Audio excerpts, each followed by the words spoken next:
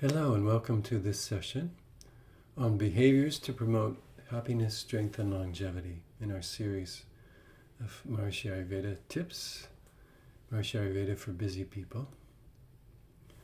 And this is a very interesting topic in Maharishi Ayurveda in that even our activity, our behavior, can nourish the whole mind-body system, just like taking an herb. Herbal rasayana is that which nourishes the whole mind-body system. Many people have heard of amla berry or amalaki, a famous rasayana. It's everywhere, and ashwagandha is another rasayana. They're very popular these days from the Ayurvedic tradition. Herbs that enhance the strength and functioning of the whole mind-body system. Behaviors can also do a similar thing, because we know what happens in the mind happens in the body. And what happens in the emotions are very powerful also. So let's look at, there's a traditional set from Charaka Samhita, one of the principal Ayurveda texts, on these behavioral rasayanas, they're called. So let's look at them and divide it into mind, body, and behavior. 3 separate sections, and then we'll have a tip at the end. So first, an individual who is, this is the quote from Charaka, truthful, free from anger, non-violent, practicing purification of the mind, mainly through meditation and study, calm and peaceful, sweet-spoken, stable and steadfast, respectful towards teachers, preceptors, and elders, non-cruel, always full of compassion, knowledgeable about suitability of time, place, and quantity, capable of planning, rational thinking, and combining parts into a whole.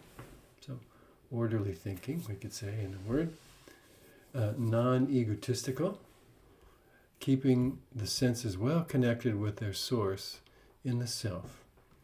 And the self is the transcendental field, the state of samadhi, pure consciousness, the state of yoga, which can be easily experienced through the simple practice of transcendental meditation. And studying Vedic science. This is Ayurveda, studying Vedic science. Reading the Upanishads or the Yoga Sutras, or studying Vedic science, studying natural law, studying the science of life, Ayurveda is all counted as studying Vedic science.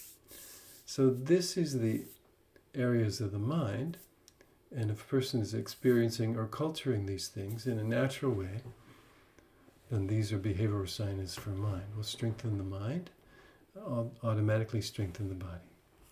So again, truthfulness, free from anger, practicing purification of mind, calm, peaceful, sweet-spoken, stable. So basically all the virtues that our mothers taught us and society reveres for good reason, being respectful, being compassionate, knowledgeable about the suitability of the time, so a person with good education, non-egotistical, so not, Maharishi once said, we don't think about ourselves too much, we don't think about others too much, just a normal, natural, balanced life. Good, proper proportion of everything. And keeping the senses well connected with their source in the self. That's important.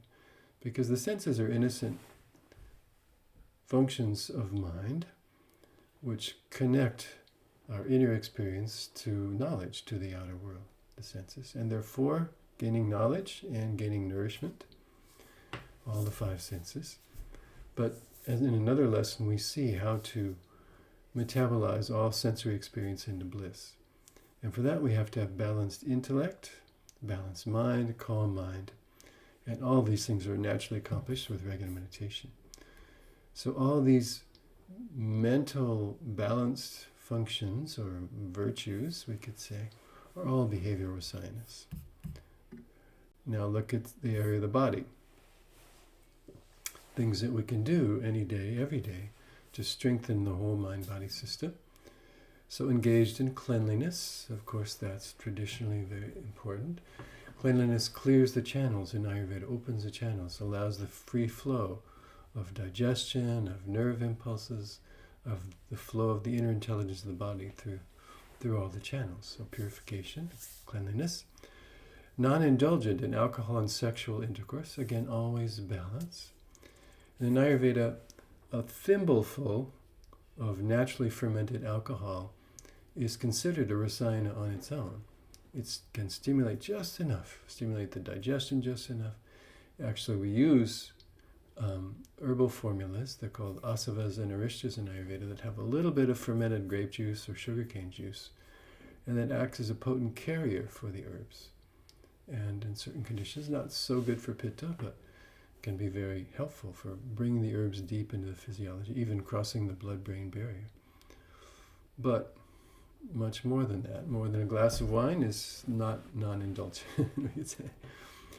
Non-exerting, not exerting to the point of pain or exhaustion, because that creates stress in the physiology. It is important exercise, very important, but non-exerting, overexerting, working too hard, where the mind and body are depleted and exhausted, then of course that can be damaging, creating stress and weakness. Practicing purification of the body. So purification means sometimes we take a little bit lighter diet, and we of course do our bathing and oil massage for most people, for Vata and Pitta type body types, very useful.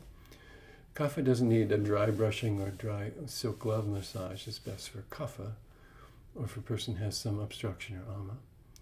And there's a whole host of purification therapies in Ayurveda called panchakarma. And taking milk and ghee regularly. Now this, of course, is a bit controversial these days, because the dairy industry, the milk may not be so pure, and also people have forgotten how to use milk. It's said to be very promotive of consciousness, and it's got 5 of the 6 tastes, all but salt. It can be very nourishing, but it's also heavy. And it should also be boiled, and it should not be taken with any other taste but sweet. So it's okay with cereals, porridges, or toast, but not with, certainly with salt, not with sour, not with vegetables, not with meals, basically. Milk on its own, or with sweet taste is all right, but it should be boiled first. It makes it more lighter and digestible, and usually with some spices, some cardamom or some cinnamon or some ginger, helps in the digestion. And ghee, clarified butter, substance best for pacifying pitta, and it's good, very good cooking oil. It's the best of the oils. We're sautéing our spices in ghee. It liberates the lipid-soluble nutrients in the spices, so it makes them more effective. Right there. So milk and ghee regularly, but it should be from a pure source also. These factory farms, giving antibiotics and improper food to the cattle is not so helpful either. So if you can find a good source of good organic grass-fed milk is the best. So in that case, then it can be very helpful. And if we can digest it, so we have to maintain good digestion as well. And behaviors. Engaged in meditation. In this series, we've understood that consciousness is the basis of the mind and the whole physiology and the senses, and connecting the senses to the self. So for so many reasons, meditation is a fundamental to Maharishi Ayurveda. Well-behaved and simple is good manners throughout time, has been considered to be useful. It's supportive for our own emotions and supportive of nourishing, creating good relationships and supporting the functioning of society. Donating or giving regularly, either through knowledge, if we're knowledgeable, like teaching, or giving money, if we have money to give, or food, if we have food to give. Whatever we have to give, donating, charity, generosity is very nourishing for one. And balance in sleep and wakefulness, very important, very important. Good sleep, rest is the basis of activity, Maharishi always said. So good sleep, whatever is best for us, 6-8 hours for most people, is the foundation for a healthy functioning mind, body, and nervous system the next day. And serving elders, or those who have faith in God, and those who command natural law, the enlightened. So serving or supporting those in society who are guiding society, leading society in an evolutionary life-supporting direction, is very nourishing, and what we put our attention on grows stronger. So it helps us to become more like that, working and associating and serving, helping those people. Can be very helpful for yourselves and for society. And so to conclude, the quote from Charaka Samhita, from Chikitsastan, the individual endowed with the above said qualities gains maximum when taking any herbal rasayana, and can be considered to be taking rasayana regularly, daily, engaged in these different activities. Good, so that's the framework. Now here's the tip.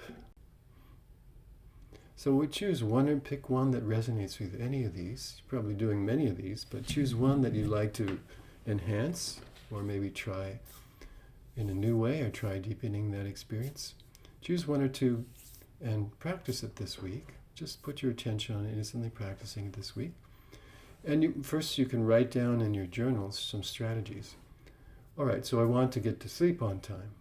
So what are my strategies? How can I accomplish this? So, okay, maybe have a soft alarm letting me know it's time to wind down, time to start our wind down routine or something. Maybe it's, just doing it for a week and see how it goes. Or different strategies. Eating a little bit lighter at night or not too heavy. Not watching violent movies right before sleep. Having some nice evening routine or activity to help me drift off to sleep. Taking some herbal tea, whatever. So think of some strategies that might help you accomplish that goal. And then at the end of the week, and keep a note in your journal each day how it's going. Just simple, something quick. And at the end of the week, summarize. Okay, well, I got to bed 4 out of 5 nights on time, or close to on time. So that's good. So we celebrate our win, and you can reward yourself. Do something nice with your significant other, or do something that's fun, that you take a little time for yourself. Gives yourself a little bit of positive reinforcement there to support that, the goal of maintaining. And once we've established it, 1 week, then another week, it's at roughly 30 days. Some estimate is once we establish a new habit, we do it for about 30 days, and then it gets pretty well established. Then it becomes a habit and overcomes the old habit, which may not be life-supporting. So that's our tips on behaviors to nourish the mind-body system. So enjoy.